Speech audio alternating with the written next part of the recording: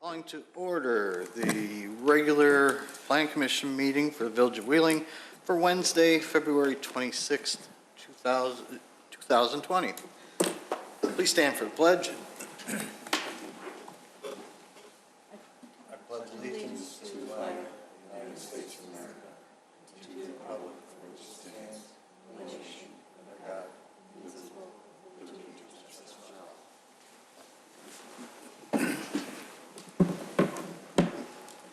Ms. Secretary Pro Tem, please call the roll. Thank you. Commissioner Billington here. Commissioner Sprague? Here. Commissioner Callis? Absent with the Absent. With the notice. Commissioner Yedinek? Here. Commissioner Thompson? Here. Commissioner Creech? Present. And Chairman Jensen? Here. Thank you. Mr. Robles, any changes to the agenda tonight? There are no changes. All right. Citizens' concerns and comments, did we have anything? No. Okay. Moving right along. Consent items, docket number SCBA 20-4, NARI, 700 Astor Lane. NARI is the National Association of the Remodeling Industry. This is for the installation of a wall sign. And docket number SCBA 20-5, Situ Biosciences at 2141 Foster Avenue, also the installation of a wall sign. Do I hear a motion? So moved. Second. Motion by Commissioner Creech, seconded by Commissioner Sprague. Commissioner Creech? Yes. Commissioner Sprague? Yes. Commissioner Belnova, yes. Commissioner Yedinek? Yes. And Commissioner Thompson? Yes. And Chairman, Mr. Chairman? Yes. Thank you. All right, items for review. Docket number 2020-2, CMX, amendment to special use at 401 West Dundee Road. Mr. Robles, anything on this before we?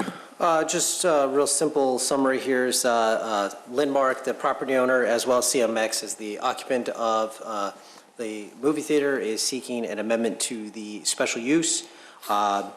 The amendment is to modify the interior floor space, specifically at the sit-down dining area, to allow for the installation of some general gaming equipment, billiards and shuffleboard.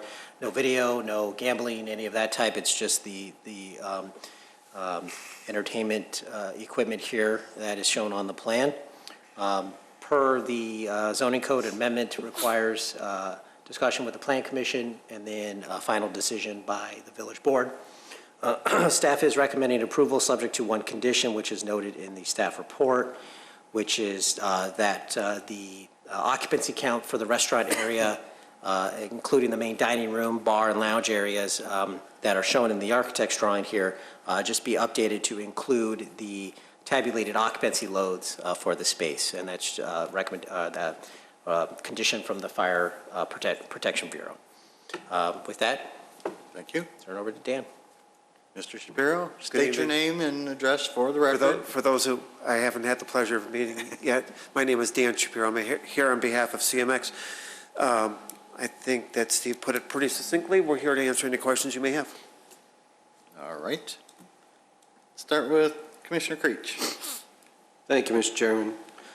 I really don't have any questions on what you're doing. I think everything will be fine. I don't have any problem with the parking. I just wanted to clarify that they are, in fact, pool tables, not billiard tables. Thank you. Correct? I don't know the difference, but. Okay. But they are pool tables. Correct. Okay, that's all I have. Thank you, Mr. Chairman. Thank you. Commissioner Blanova. Thank you. I don't have any questions. Thank you. Don't have any concerns about that. Commissioner Thompson. No questions. Commissioner Sprague. Thank you, Mr. Chairman. I think it's a good addition to what you have going on over there. Great. That's all I have. Thank you. Commissioner Yednek. Thank you, Mr. Chairman. Yeah, I had a couple questions. I was looking back when we approved the floor plan before. I thought they had gambling machines. Have those been removed now? I thought there was going to be a small room reserved for some gaming machines. Not that I'm aware of, and we will not have gaming. Okay, yeah, it might not have ever been approved, but I thought I saw there was a gaming At area. one point, there was discussion about having a video game, but that's since been withdrawn, Oh, so. maybe, okay, I think it was before I was on, I think I attended one of the board meetings, and I think they were talking about gaming, so it was video gaming, okay. The other thing that I was wondering is that there were several places in the petition where you were saying billiard tables or shuffleboard, et cetera. No, and pool then- table. Well, pool tables, I was going to get back to that. It is now a pool table. Pool tables, yeah, and shuffleboard, but then it said the petitioner wanted, I forget how it was stated, maybe like option to swap out the games depending on the customer demand. Correct. So I mean, I was going to ask staff and the attorney, would they have to come back if they changed out tables, or would we want to put some kind of condition on what games to swap out would be accessible, or capacity of the games? Because I mean, if you moved out both shuffleboards, you could probably fit, a dozen video gaming machines along that wall if shuffleboard wasn't popular. I mean, do they have to come back every time? I was just wondering, how do we want to handle that? As much as I like coming here, I hope the answer is no. Because it just, and thank you. I mean, right now, we're approving pool tables thank and you for bringing that shuffleboard, up. but you did Yeah. say in your petition you wanted flexibility. Absolutely. So the answer would be, it depends on what the proposed changes would be. If it occupies the same space as shown on this floor plan, and it's just, a different type of pool or billiard table or some other type of thing, and it occupies the same space, staff will make that first assessment as to whether or not it's minor enough to be approved through the zoning administrator, or whether or not it has to come back through the plan commission. If there's all of a sudden, like you said, a whole row of video gambling machines, then we would Well, probably. video gambling's something different. I mean, Right. if we want to Or- go back to the 30s and restrict ping pong or pinball machines, I don't know if we want, I Right. guess I just don't know if we want to specify what options would be acceptable, or would it make a difference? I would kind of discourage listing out all kinds of options, because new games come about, things go out of fashion, and so, to sit here and create a kind of a comprehensive list of things that would be acceptable is challenging, one. And then secondly, those types of, whatever types of gaming equipment they are, occupy different types of, their footprint's different, so they occupy different kind of space. And one of the things that we have to look at anytime that there's a situation like this is making sure that there's sufficient routes for emergency egress. And so we could say that one piece of equipment would be okay, but it may interfere with that type of egress. So that's why I mentioned at the beginning that staff would have to assess whether or not the changing of a particular piece of equipment would be in line with this approval here, or if it deviated from that and started to modify either a substantial increase in the gaming equipment, or required further modification of the operation such that it's getting away from the restaurant, lounge, theater to maybe a video arcade, something of that nature. So it's something that to kind of tie it all together, difficult to provide a comprehensive list of what the village would be okay with. And then secondly, there's other elements of review regarding, emergency egress. Yeah, I don't think I would object to much, but it was in there. The flip side then is, do we want to explicitly call it out in our approval that we're leaving them the option to change out the games? Because that's not listed as a condition. I mean, would we want to make it formal that we approved it with the understanding that they may swap out the games in the future depending on customer demand? Or like you said, the trends or whatever. Yeah, I think if anything, you could add a condition that said that, prior to any change, it must be submitted to to community development for staff determination of whether or not it would require further plan commission review. If I may, I think all that stuff goes without saying. I mean, if there's a new option, we would have to come here anyway, and then it would go through, it would be vetted anyway. Well, I was trying to avoid you having to come. Thank Like you I was for that. saying, like if you want if we say that, if you're using the same floor space and you change 2 shuffleboard machines to 4 video games, same floor space. I appreciate that, and if staff's willing and the sport's willing to go with that, wonderful, but I understand what Steve just said as well. So just to clarify, so right now we're doing an amendment to the special use to allow this type of use to be included within the special use, because it's not usually part of a theater, these kind of games. Okay. So with that amendment, things that fall under the encompassing of games would be similar and not have to amend the special use. What Steve's talking about is the site plan and the floor plan, so if it starts encroaching too far over, then they would have to come back on a minor site plan amendment to adjust that aspect. But because the use is being amended to include the gaming use, that does allow them a little bit of flexibility with the type of games, and staff would just keep an eye on and know as long as it falls I within. was So- thinking more in terms of trying to be accommodating, Yep, so. and so that's, that should be how it works. If it's unwritten and understood, then that's fine, then. Yes, because it's just similar things. Only other question I had is, I'm a pool player, are they going to be by the hour or quarter machines? I'm not. No idea? I don't know. That's all I have, Mr. Chairman, thanks. All right. Yeah,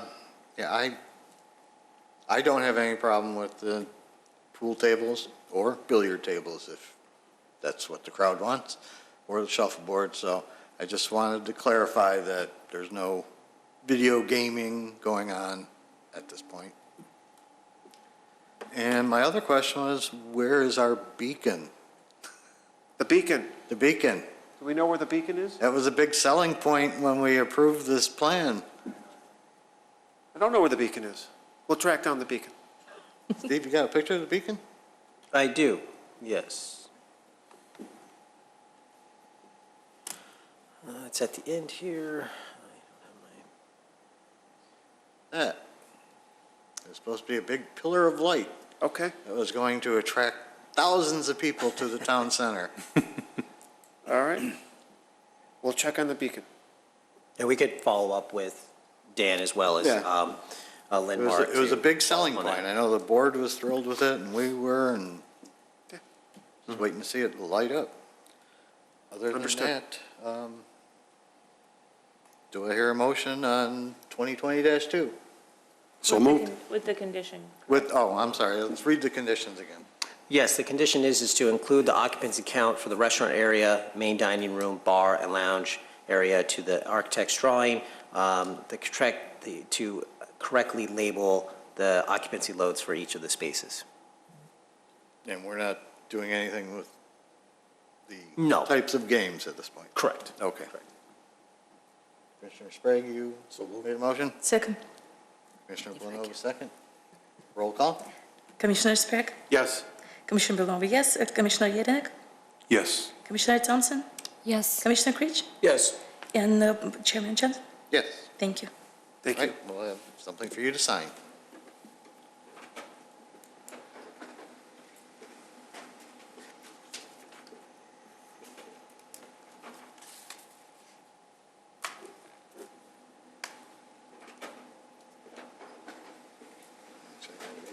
Give it to Deanna.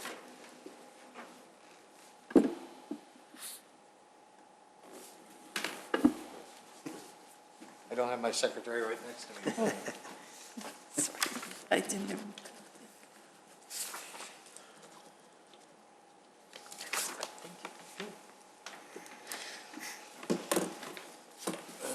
Oh, I don't have the, Well, the clipboard. yeah, we can use that, that should be.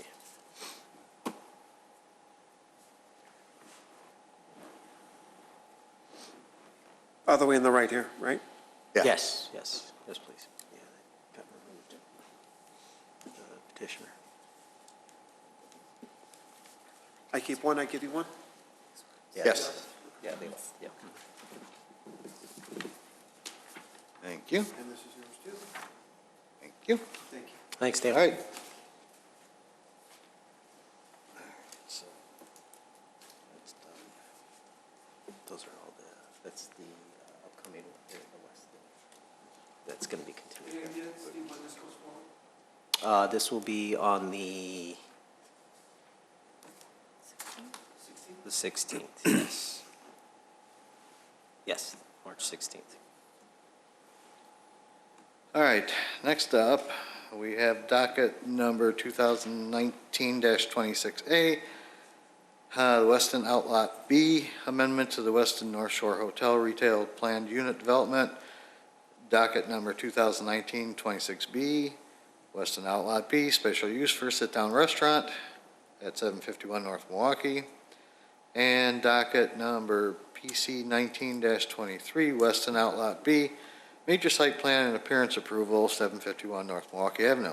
All three of these items are going to be continued. Mr. Robles? Yes, they you would be. explain? Yes, these are being continued to the March 11th Plan Commission meeting. The petitioner is going to return at that meeting to present the project. There have been some revisions to the, to both the site plan and building appearance. And therefore, the petitioner is going to return at that meeting to continue the public hearing and present a revision to the Plan Commission. All right, so we'll need a motion on each one of these, 2019-26A. So moved. Second. Commissioner Yednak? Yeah, Commissioner Yernik, Yes. Commissioner Sprague, Yes.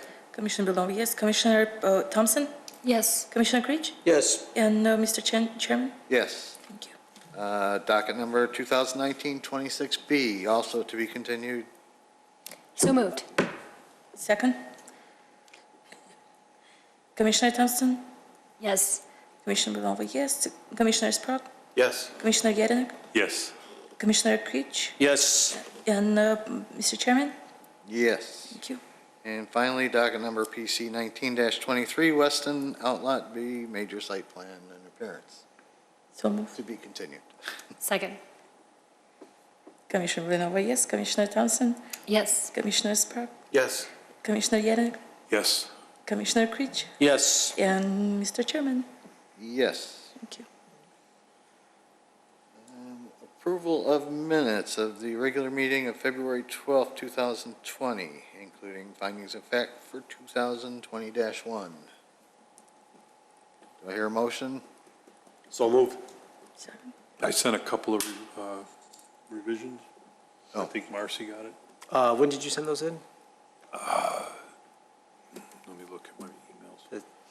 If it was before today, then yes, you got them, and those would be reflected. Those Yeah, updates would be yeah, reflected. the one paragraph said that I didn't think, it made it sound like I said trash enclosures should not have gates, and I was saying for residential areas, and I was saying like more an alternate pedestrian access, but still have gates. And she said she was gonna, I sent her a revision. She said she was gonna incorporate it. Yeah, those would have been incorporated. Okay. Alright. We still need a second. Yep. Still need a Second. Who was first? Okay, Commissioner Sprague, Yes.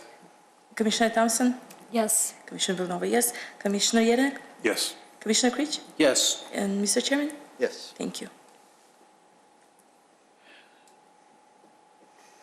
Other business? Mr. Robles, anything from you? Staff will be advertising a public hearing for the trash enclosure discussion for the second meeting in March.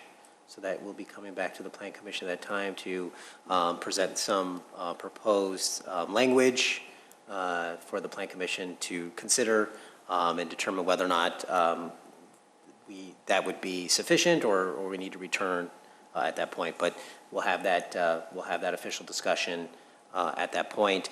And then right now, we're targeting the first meeting in March for, I believe that's March 11th, for the discussion on electronic message board signs, so that we can have that initial discussion with the Plan Commission and get some input and feedback from the commission to then kind of do a similar approach, work on some proposed code language for then an official public hearing on that. So, and then, as we mentioned, the Westin proposal will be returning on the 11th as well. We hope. Yes. So a long meeting. Commissioner Creech, any other business? No, I have nothing. Thank you, Mr. Chairman. Commissioner Thompson? Nothing, thank you. Commissioner Yednak? Nothing, thank you. And down the other end, Commissioner Blanova, I have nothing, thank you. Commissioner Sprague. Nothing for me, thank you. Wow, it's up to me, huh?